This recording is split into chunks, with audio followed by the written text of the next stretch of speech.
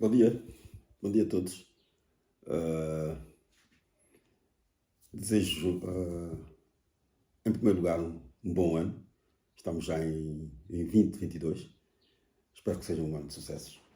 Espero que também tenham passado bem, né? Que tenham tido uma boa quadra festiva e que, de facto, aquilo que são os sonhos para 2022 se concretizem. Meu nome é Francisco Lixuxa, recordando então o meu nome. Iniciei então o ano passado com o Mundo Azul, né? Que é um espaço no qual eu pretendo continuar a dar a minha colaboração como um funcionário aposentado do Estado. Bom, como um docente não aposentado, né? Mas não no ativo. Neste momento tenho algumas propostas para continuar a dar as minhas aulas. Ainda não tomei a necessária decisão, uma vez que acabei de entrar para a aposentação, para a reforma. Gostaria de sentir um pouco esta falta de ocupação. Naturalmente que por essa razão também vinha preparando a minha reforma, e uma das coisas que os colegas e antigos estudantes meus sempre disseram: olha, doutor, tens agora uma oportunidade muito grande, muito ampla, que é continuares a falar connosco e com o mundo que estiver interessado em te ouvir sobre aquilo que tu sabes, não é? Não te espalhes muito, né? O meu irmão, inclusive, que é um engenheiro que eu respeito muito, disse-me até que, olha, não saias da economia, do ambiente e da defesa do consumidor. Falo só sobre isso. Porque eu me propunha falar um pouco também sobre a cosmografia, né? Sobre a Lua, etc., devido a alguma veia que eu tenho sobre isso. E se eu tiver que falar sobre isso, se eu tiver que falar sobre a Lua, hei de falar, naturalmente, apenas por uma questão de curiosidade, de despertar alguma curiosidade. E se tivermos que aprofundar, vou chamar especialistas para falarem sobre isso. E eu, essencialmente, vou-me dedicar a falar sobre o que eu domino e que eu julgo que pode servir à sociedade moçambicana, à sociedade de expressão portuguesa, com a qual também tenho uma colaboração muito grande, através de uma organização que eu presido, ligada à defesa do consumidor, e, portanto, ao mundo no geral, porque as tecnologias nos permitem, portanto, estar em contato com o mundo. Para hoje, portanto, recordando, sou Francisco Lixuxa e estarei convosco enquanto Deus me der saúde, não é? Para falar de tudo o que eu sei. Procurarei descarregar tudo o que eu sei.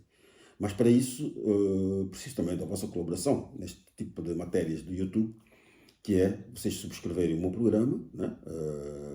Quanto maior forem as visualizações, naturalmente melhor será a minha capacidade económica para poder trazer exemplos, melhorar um pouco o layout do nosso programa e não ficar muito cansativo. Olhar assim para mim e, bom, naturalmente o que me interessa não é olhar para mim, é ouvir o que eu quero, o que eu tenho para dizer. Portanto, poderemos melhorar, portanto, falando um pouco e apostando mais em imagens e etc. Mas nesta primeira fase, este é o segundo tema que eu apresento, e nesta primeira fase, se calhar interessa muito, bom, interessa esta pequena introdução, que já nos consumiu uns 2 minutos.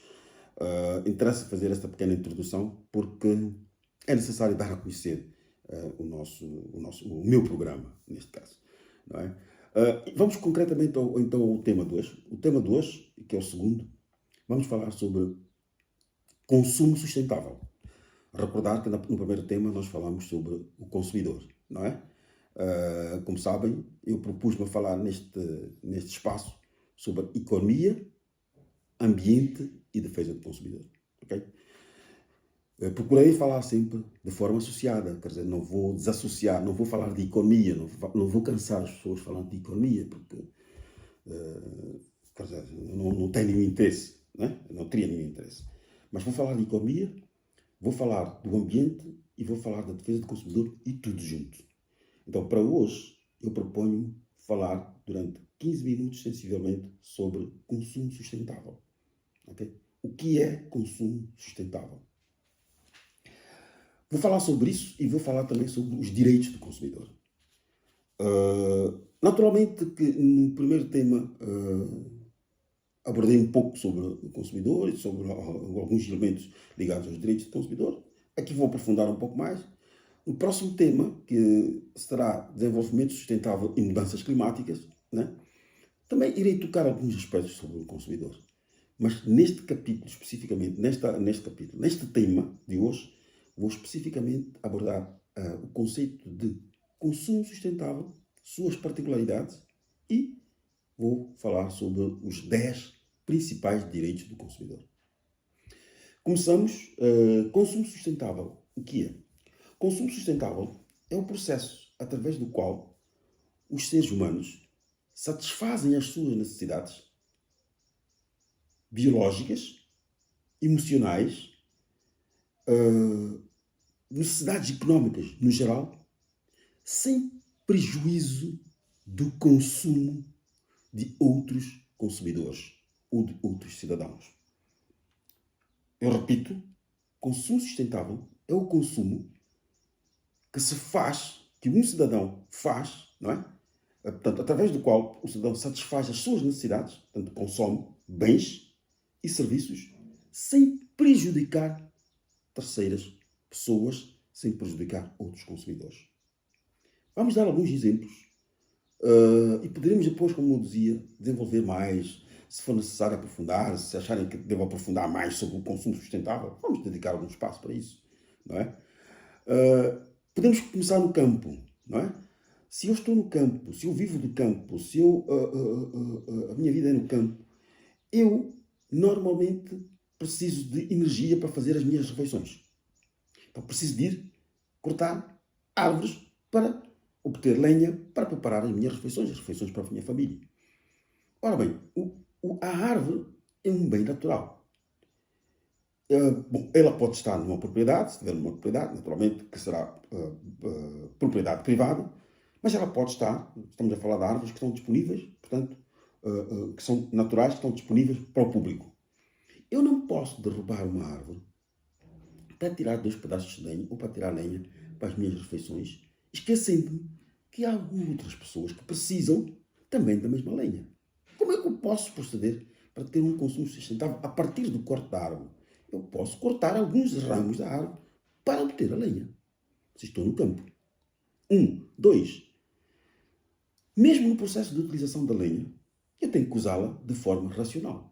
Eu não vou ferver uma panela com 2 lenhas grandes, tirar a panela e depois deixar as lenhas a arderem em vão. Eu tenho que criar condições para que aquela lenha possa ser apagada, ponho água e volto a usar a mesma lenha. O mesmo acontece um pouco nas zonas suburbanas, onde também usamos o carvão, portanto, que provém já da lenha. Ok? Nós precisamos de satisfazer as nossas necessidades, portanto, preparar as nossas refeições, vamos usar o carvão, mas o carvão, que é já em si caro, não é? Ele provém de corte de árvores. Portanto, nós temos que garantir, nós os produtores do carvão, né, nós temos que garantir que ao cortar árvores para fabricar o carvão, nós não podemos eliminar as árvores. Okay? Eu, em 1999, fiz um estudo em Xangalane sobre o desmate, sobre a produção e venda, comercialização da lenha e do carvão.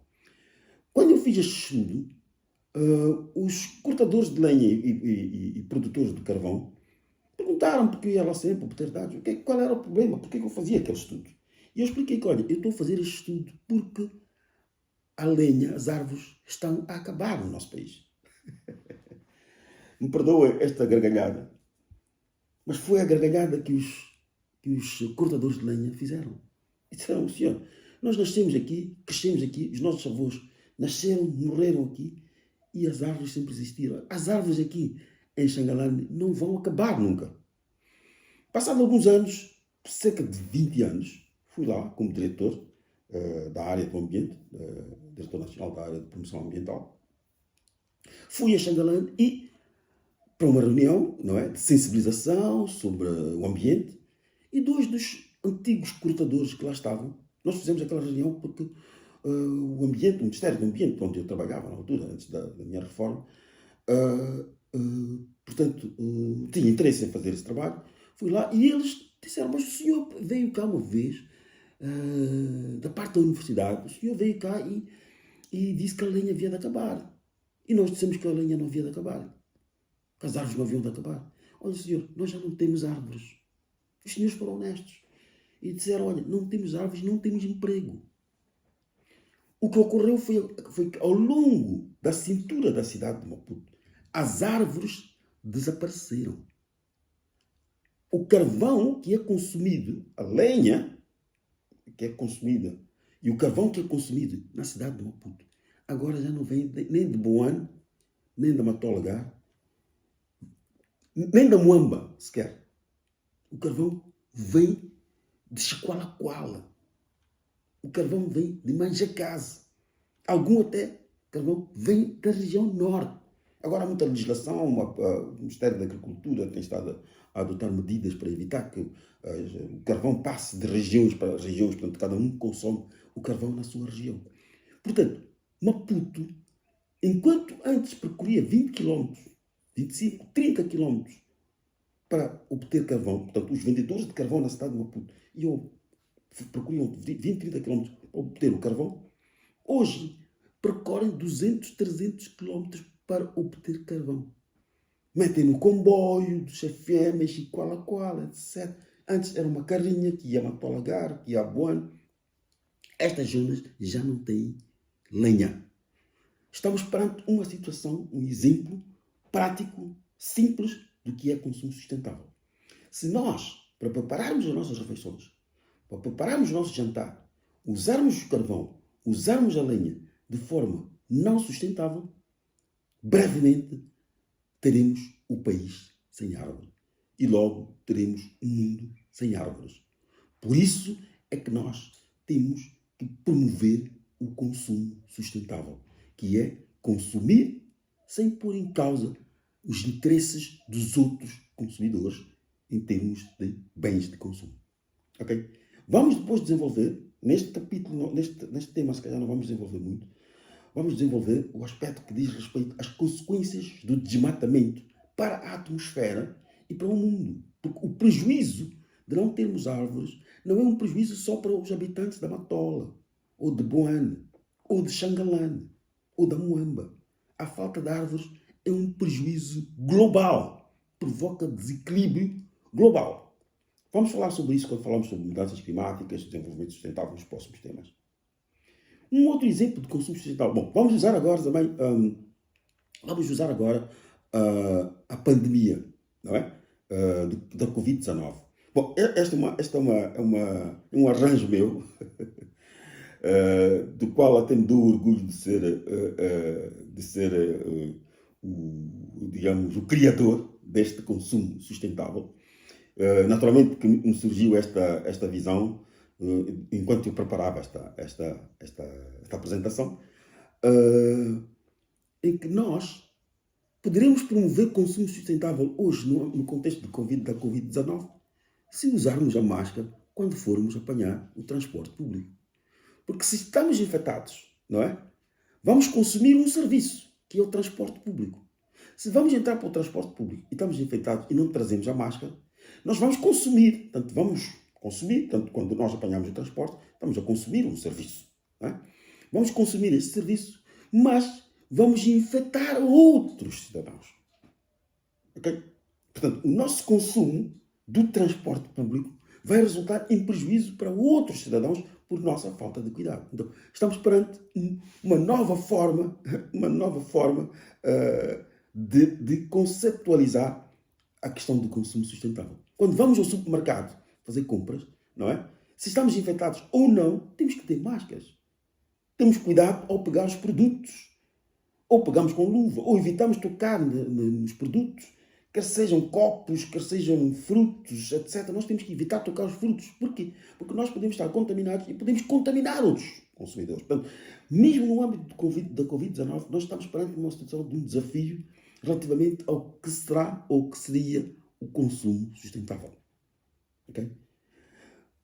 Naturalmente que isso acontece também nas bombas, quando nós pegamos a máquina da ATM para meter o nosso cartão, portanto, nós pegamos aquela máquina, nós temos que separar as mãos, o homem das bombas também tem que separar as mãos. Para quê? Para que o outro consumidor que vem a seguir a nós não fique prejudicado com a contaminação que poderíamos ter causado por via da transmissão deste vírus através da máquina onde o vírus ficou e que depois vai passar para outros cidadãos, para outros consumidores. Portanto, estamos perante uma situação de consumo sustentável. Podemos usar um outro exemplo, não é? O carro, a viatura, a nossa viatura é um bem privado. Okay? Existem bens públicos e existem bens privados. Okay? Bens privados são bens de consumo rival. Okay?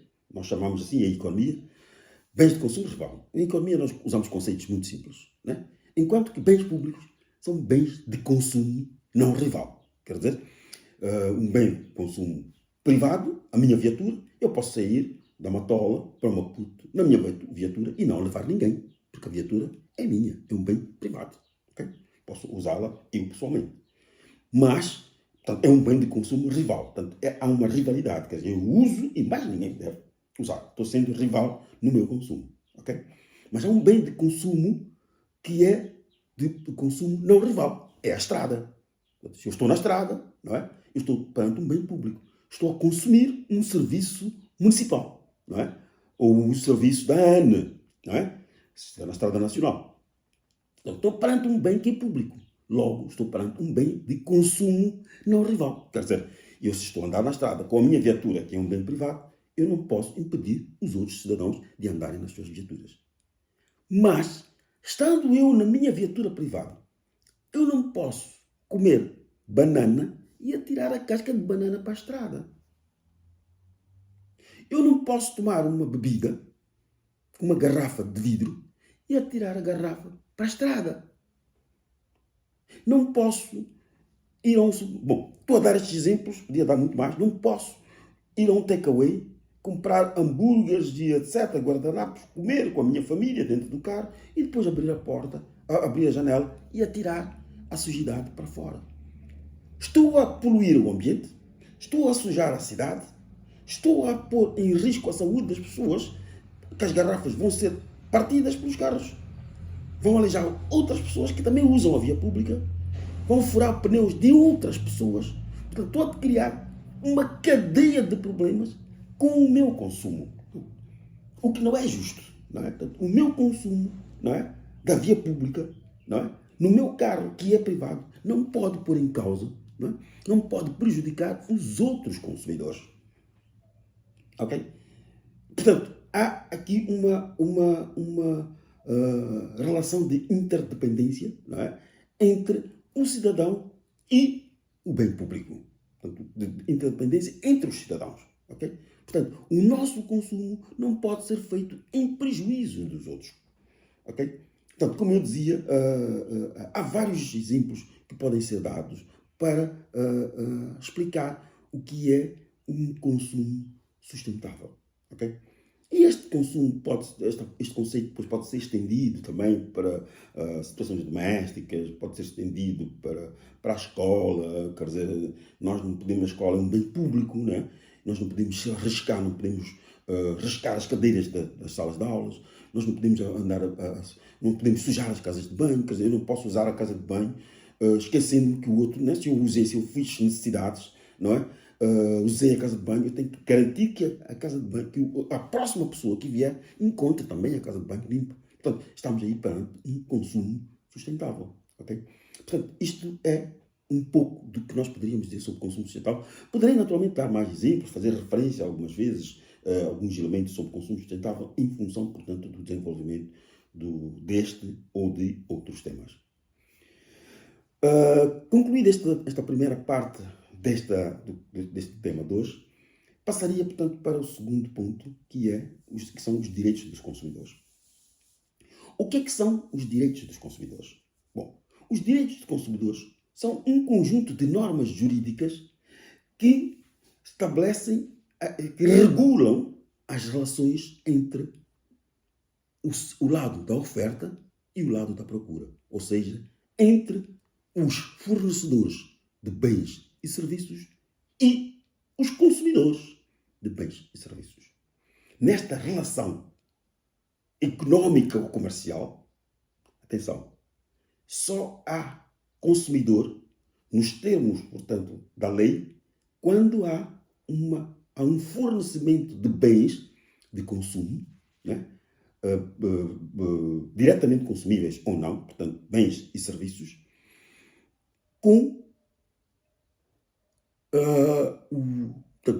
o objetivo do fornecedor é o lucro.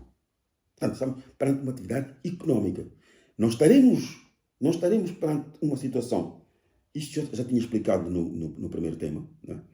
Não haverá direitos do consumidor numa relação entre a minha avó, eu e a minha avó, quando ela me prepara uma salada de fruta com as mangas que ela tem e as laranjas que ela tem em casa. Mas se eu vou a um restaurante e me é servido uma salada de fruta, que por acaso até pode ser igual à da minha avó, estou perante uma situação de consumo. Aí eu sou consumidor. Porque vou ser prestado um serviço para o qual eu devo pagar uma renda. Okay? Eu devo pagar um valor. Okay? Portanto, nesta relação jurídica, okay, surgem conflitos, né? Nesta relação entre o fornecedor e o consumidor. Surgem conflitos. Para dirimir esses conflitos, para resolver este tipo de conflitos, o mundo, os países, os governos, os parlamentos adotam medidas para evitar que haja prejuízos, sobretudo para o lado mais fraco, que é o lado dos consumidores. Okay? É assim que... Bom, aqui aproveito para ratificar um dado que fiz referência no primeiro tema, em que eu dizia Kennedy nos anos 1800, mas não era 1800, era 1900 que eu queria dizer, e mais concretamente, em 1962, o presidente dos Estados Unidos da América, John Kennedy, foi o primeiro a despertar o mundo, não é? 1962. Né? Foi o primeiro a despertar o mundo sobre a necessidade de se respeitar por causa da Revolução Industrial e a agressividade do mercado. O lado da produção praticamente começou a agredir, a abusar os consumidores, não é? Colocando-os perante produtos de qualidade duvidosa, fazendo publicidade enganosa, portanto, prestando serviços que não correspondem ao que foi prometido, ok? Portanto, tanto no fornecimento da água, de energia, nos transportes, etc., bilhetes de turismo, etc. Portanto, o consumidor passou a ser vítima, quer dizer, é dado um pacote, olha, há um pacote para vilanculos, de férias, etc., custa tanto, a pessoa paga tudo aquilo, está tudo pago, quando chega ao destino, o hotel só está pago para o pequeno almoço. Mas a pessoa não foi informada, foi dito que estava tudo pago. A pessoa tem que suportar as despesas do almoço, se calhar já programou-se para 15 dias, não tem aquele dinheiro, etc. E aqui cria-se, portanto, por causa disso é que, e após esta intervenção do presidente dos Estados Unidos da América, a preocupação sobre o consumidor começou a elevar-se, até que em 1985 as Nações Unidas adotaram na sua resolução do Conselho de Segurança, portanto, na sessão do Conselho de Segurança, na resolução número 39/2048, de 1984, adotou o princípio sobre a defesa do consumidor. Né? Portanto, ficou decidido, ao nível das Nações Unidas, que os governos, em particular membros das Nações Unidas, deveriam adotar nos seus países legislação em defesa do consumidor. E aí, então, a partir das Nações Unidas, que é a organização umbrella da humanidade, começou o processo de preparação das leis de defesa do consumidor nos diferentes países. É desta forma que o nosso país, Moçambique, adotou em 2009 a sua lei de defesa do consumidor, que é a Lei 22/2009. E com o regulamento que depois, de 6 anos depois, também foi aprovado. E é neste regulamento, é nesta lei, onde estão plasmados os 9 principais direitos, eu costumo dizer 9, 10, do consumidor, que eu passarei então a explicar muito rapidamente cada um deles. Não é? O primeiro direito do consumidor previsto na nossa lei é o direito à qualidade dos bens e serviços. Portanto, este direito tem a ver com o facto de que todos os bens e os serviços que nos são prestados, não é?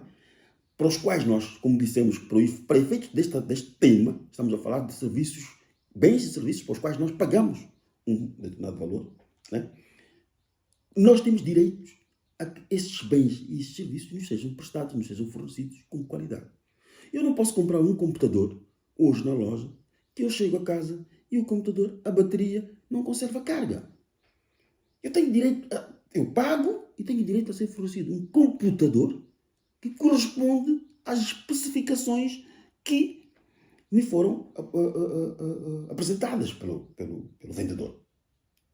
Quando eu vou comprar pão, eu tenho que comprar pão, eu tenho que pagar pelo pão, um pão que tem um peso correspondente ao que prevê a norma sobre o peso do pão em relação ao preço. Ok? Então, isto ocorre, portanto, com a telefonia móvel. Quando eu faço um contrato, ou quando eu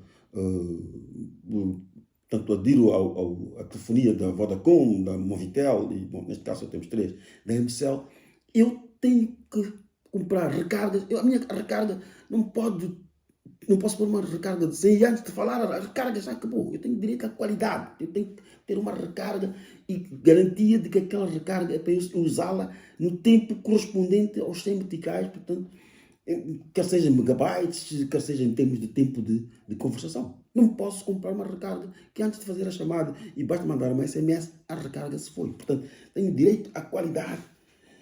O segundo direito é o direito à proteção. Nós como consumidores, temos direito a uma proteção. Né? E esta proteção é-nos dada por quê? É-nos dada pela entidade governamental. Portanto, o governo tem a obrigação, nos termos da lei, de proteger a nossa vida, tem a obrigação de proteger a nossa saúde e garantir, portanto, por conseguinte, a nossa segurança. Portanto, estes são direitos consagrados na lei que o nosso governo tem que assegurar. É a obrigação do governo garantir que os consumidores estão defendidos, estão protegidos. Não é? E quando há excessos, não é? O consumidor queixa-se nas autoridades, nos tribunais e deve ser dada uma atenção especial em relação às suas reclamações. Okay? O consumidor tem direito à formação e à informação. É obrigação do governo, criar programas, criar espaços, criar capítulos nos livros, nos manuais das crianças, nas escolas, criar programas específicos de informação e educação dos consumidores. Para que os consumidores possam consumir bens e serviços com segurança e que se possam proteger porque têm informação, porque sabem que não podem comprar medicamentos na rua. É obrigação do governo educar, fazer programas educativos para que as pessoas não comprem medicamentos na rua. Naturalmente que é obrigação do governo colocar medicamentos nos estabelecimentos de saúde para evitar que ocorram este tipo de situações. Mas, especificamente, não pretendemos fazer abordagem nesse sentido, mas no sentido de que um consumidor educado, um consumidor informado, ele defende-se por si próprio. Ok? Ainda no quarto direito, o quarto direito é o direito à informação. Portanto, para além da formação, ele tem direito à informação. Que, tal como disse, há aqui uma espécie de sobreposição de direitos na explicação, porque naturalmente que eles andam ou voltam um pouco um do outro, mas o direito à informação é esta. Quer dizer, esta informação é não só no processo de formação, mas também é informação em relação aos produtos que ele vai consumir. Acho que têm notado, não estou a fazer nenhuma publicidade em relação à televisão de Moçambique, que a televisão de Moçambique, por exemplo, tem dado alguma informação sobre a migração digital. Né? O que é, como é que vai ocorrer, etc, etc, etc. Aquela informação é informação que é obrigação do governo dar aquela informação aos cidadãos. É obrigação do governo dar informação sobre a temperatura, sobre os serviços meteorológicos. É obrigação do governo dar informação até sobre a hora certa, a hora verdadeira, que horas são. Neste momento, é obrigação do governo dar-nos a hora certa. Okay? Dar-nos a informação sobre a temperatura, dar-nos a informação sobre o processo de vacinação no âmbito da Covid-19. Como é que será feita a vacinação? Por que é necessário vacinar? O consumidor tem direito a esta informação. E esta é obrigação do Estado. Mas é um direito consagrado na lei. Aliás, a Constituição da República, no seu artigo 92, Constituição da República de Moçambique, artigo 22, diz que o cidadão tem direito à vida. E este é outro direito que eu vou apresentar. O quinto direito, dos 10, 9, 10, é o direito à proteção dos interesses económicos.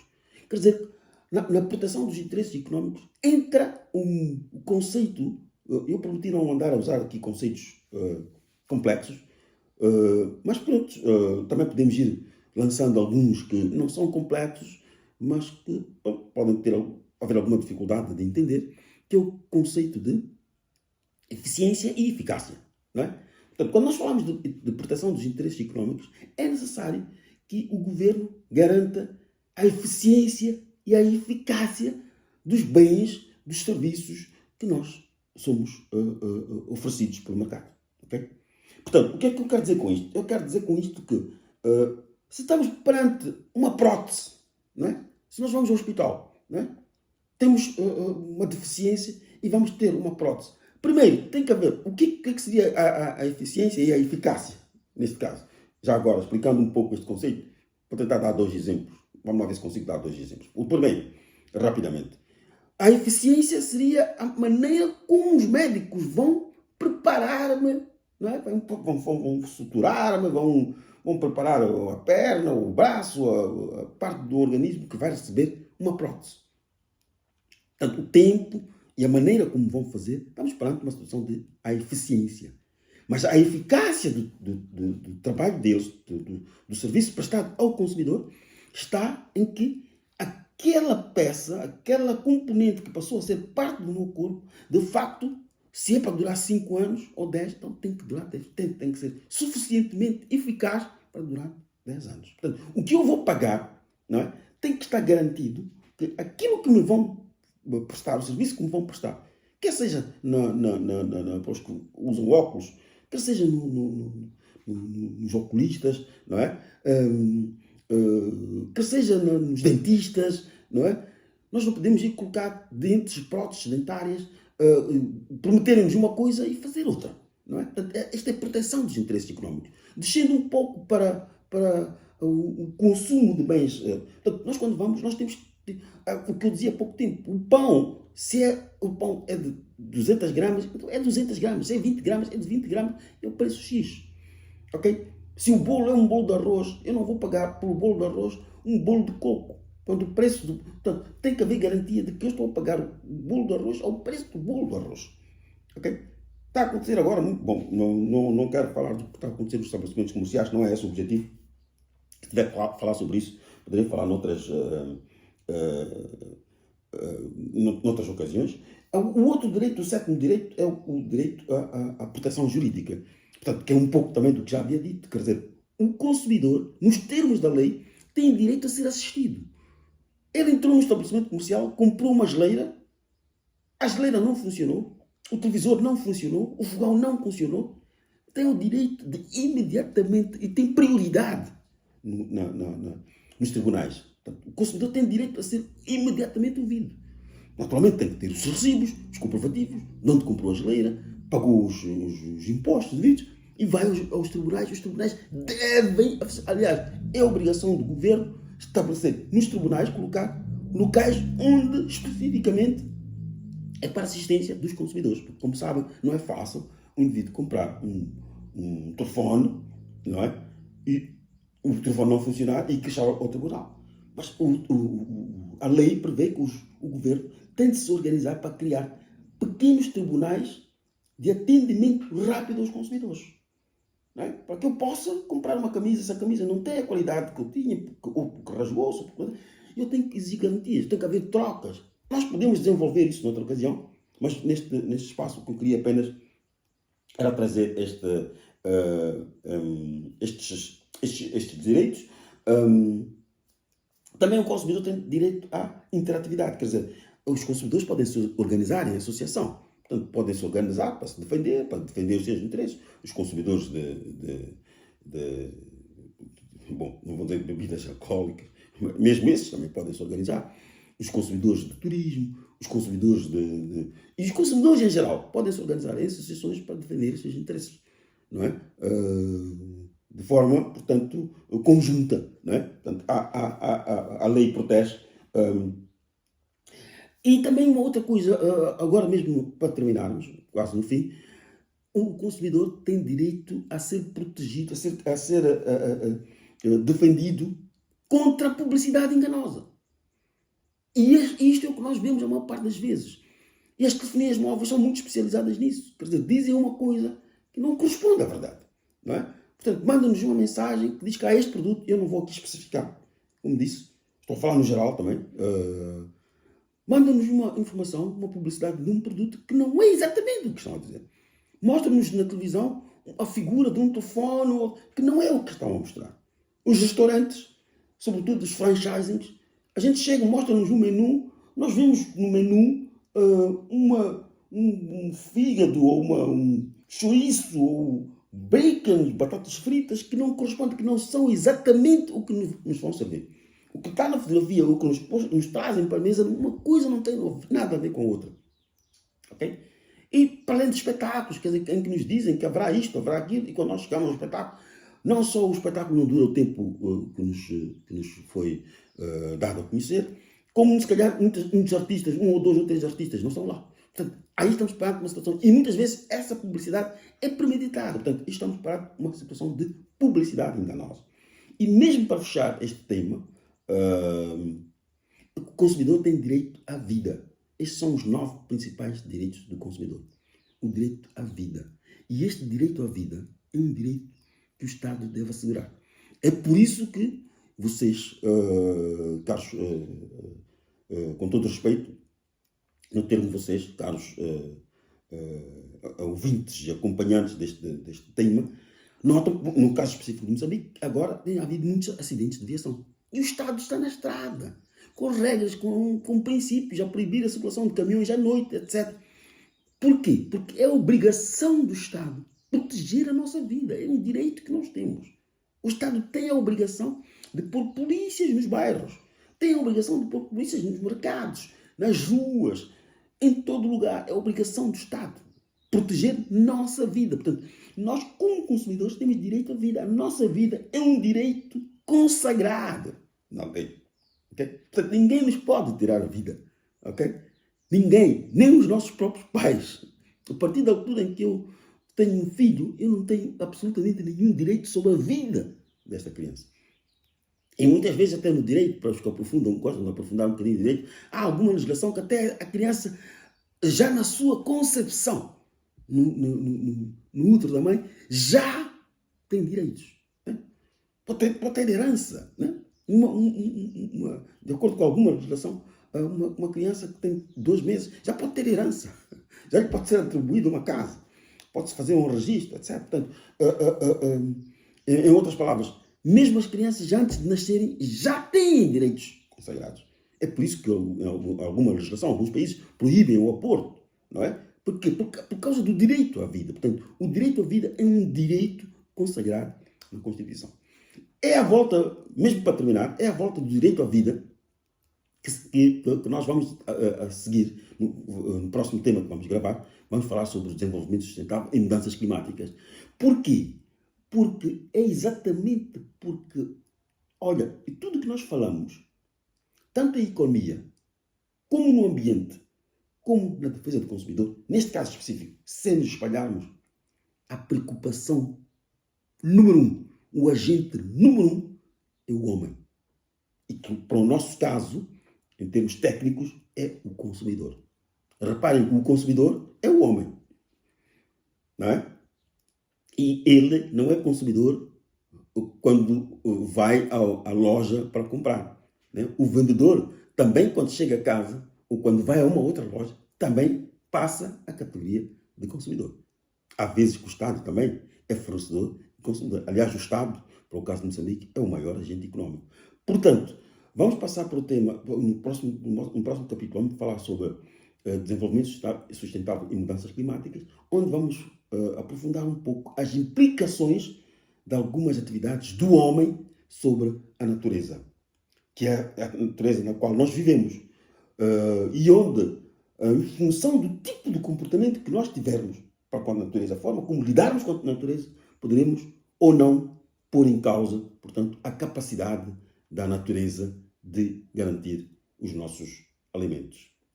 Eu termino por aqui e voltarei para falar do desenvolvimento sustentável e das mudanças climáticas. Muito obrigado e até a próxima.